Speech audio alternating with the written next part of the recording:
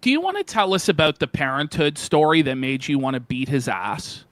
What was it that made you want to beat Rekietas' ass in specific?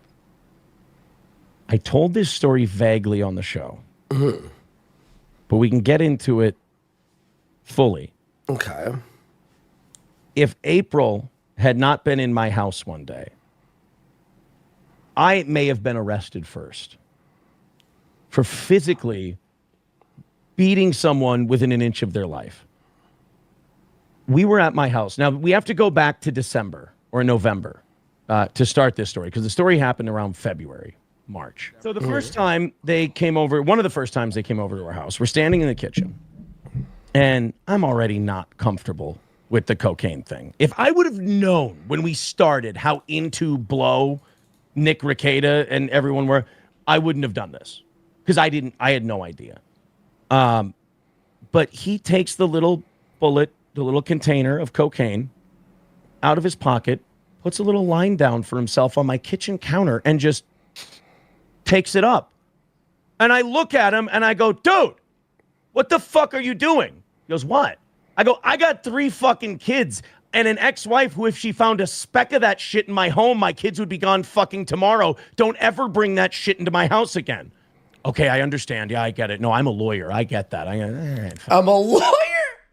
So, sorry, that's funny. Okay, good. I mean, did a great job of showing up for traffic court, didn't he? Yeah, exactly. Yeah. Thanks. My state farm bill fucking appreciates it. You know?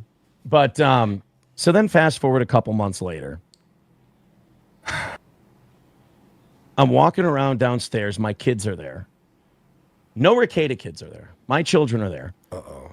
And I'm just walking around checking on them. You know, what are you doing? All this stuff. I think I had made waffles that morning, and I was cleaning up from making the waffle. I hear Nick yell, April, we made one for you. And it was coming from upstairs. And I'm like, well, I know they ain't making fucking muffins and shit. And I walk upstairs. You know that feeling you get where you go, don't be right. Don't be right. Yeah. Don't be right. I hope I'm wrong. I hope I'm wrong. Please. I'm walking upstairs, and I see the mini safe that I know the cops eventually confiscated one day open on my bathroom, my bedroom bathroom counter, full of drugs. I didn't yell at Nick and Kayla right then and there. The kids were downstairs. I didn't want to cause a scene. I walked down the stairs. I go, April, could you come into the kitchen, please? April comes into the kitchen. I'm irate. I go, I told them to never bring any fucking drugs into this house, and they have the entire container full of fucking coke, and they said they just made one for you, so you had to know this was going on. And she looks at me, she goes, oh, I had no idea, but you're right. That's bad. I'll go talk to them. They brought not a safe? Angry, not irate, not, hey, my 3 stepkids, who I claim to love more than life itself. Not like, get the fuck out of here, you lunatics. It was, oh, I will go talk to them. Like she was HR, you know, going to discipline someone for smelling a lady's chair or something. So she does that. I'm fucking losing my mind. I go downstairs to be away from everybody. And to come and console me from how angry I am, who do you think would come down to talk to me about this? Kayla. Oh, see, I would think my wife would come down to console me and talk to me about this and figure out what was going on. But yes. Yeah. Well, after seeing the whole story, yes. Yeah. The dear, sweet, lovely Kayla came down, tears in her eyes. I'm so sorry. This is wrong. I apologize. I forgot. We're so sorry. You asked us not to, and we didn't respect that, and blah, blah, blah, blah, blah. Made me feel better a little. And I'm like, okay, you know what? We'll continue on with our day. I go, but that fucking happens again. I'm out of here. Now, in that moment, I should have been done. It should have been it. Before anyone goes, oh, Aaron's just a rat who thinks he's a saint. No, I fucked up. I failed in that moment right there. But then I go upstairs into the middle floor. I go to check on my youngest, the 4-year-old. And by the way, before anyone goes, should you really be telling these stories? My ex-wife has been such a fucking trooper. I have talked to her about I've come clean to her about everything. She's been great. She's just glad that I got, you know, our children out of there and everything else. I go up to the 4-year-old to check on her, and I see a navy blue container right next to her. And I pick it up, and in my head, I'm just going, it's Bubbles. It's Bubbles. It's got to be Bubbles. The kids are playing with Bubbles. Oh, no. I walk towards the kitchen. I start unscrewing the lid, and I'm just saying, I'm audibly out loud saying, no, don't. Full of cocaine. It was the bullet, right? It was the bullet. He left it in the couch. He was sitting on the couch watching something. On and it purpose? just sat there. No, it just fell out of his pocket and sat there next to my fucking 4-year-old after I'd asked him not to bring this shit into my house. So didn't respect. By the way, this is why fuck this guy. Bury him under the jail. Wait, it was next to your kid? Respect me a fucking wink. Didn't bat an eye. What's that, Andy? It was next to your kid? It was next to my 4-year-old. Oh my God. It's over. I yelled for April to come down. I said, April, and I just held it out like this. And she goes, oh my God. I go, yeah, oh my God. Everybody out now.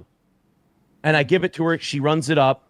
I send a text to her. I go, I want everyone out of the fucking house. I could not be more upset.